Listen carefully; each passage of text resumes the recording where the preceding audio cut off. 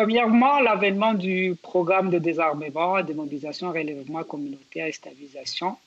Il me semble être la première raison parce que pour les M23, c'était une occasion de se faire entendre et essayer de faire exécuter les accords de 2013 sous le président Kabila et ceux de 2019 sous Tshisekedi.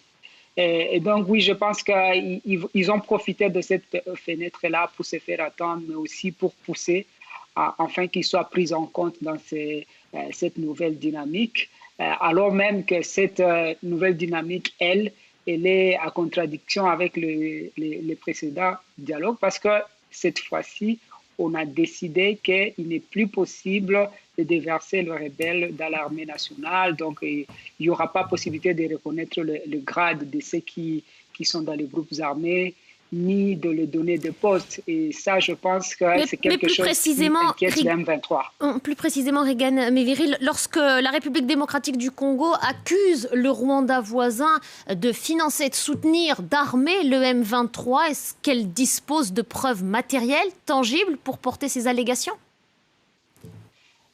Oui, il y a des preuves qui ont été présentées, notamment des militaires qui ont été arrêtés sur le sol congolais, encore plus précisément, surtout avec la prise de Bunagana. On a vu des vidéos avec des militaires qui sont présents sur le territoire congolais. Et il y a d'ailleurs les Américains qui ont aussi confirmé cela et ils ont d'ailleurs dénoncé la présence de l'armée rwandaise sur le sol congolais.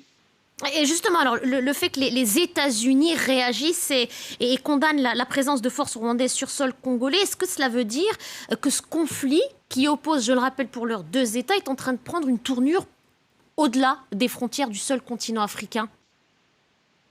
Absolument. Je crois que les États au niveau international commencent à réagir. Bien sûr, les discours sont encore timides, les prises de position semble aller dans le sens de demander plus l'apaisement, sans forcément indexer tel ou tel État.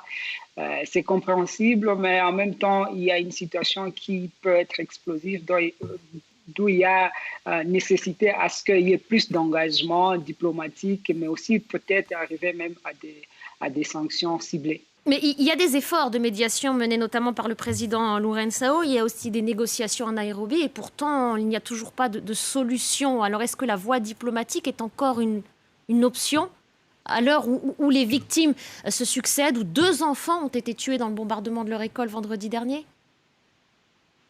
Oui, je pense que les efforts diplomatiques sont à saluer et ils se poursuivent hors caméra, mais il est difficile de savoir s'ils vont aboutir alors que les discours se radicalisent. Donc, il y a nécessité à ce qu'on parle plus fait et qu'on dénonce aussi des discours qui se radicalisent et qui n'aident pas en fait à ce que l'on puisse trouver un intérêt d'attente. Mais bien sûr, encore aussi, on doit exactement dire les choses telles qu'elles sont et dénoncer les soutiens aux groupes armés, mais aussi en fait avoir une idée plus claire du retour de la paix dans le Congo et aussi cibler tous les autres groupes armés qui continuent à tuer. Parce que là, quand on parle du M23, en même temps, il y a beaucoup de victimes qui sont en train d'être tuées à Beni et à Ituri. On ne devrait pas oublier d'autres conflits. Le M23, c'est l'un des conflits à l'est du Congo, mais il y en a d'autres et qui sont en train de faire des victimes. C'est important d'en parler.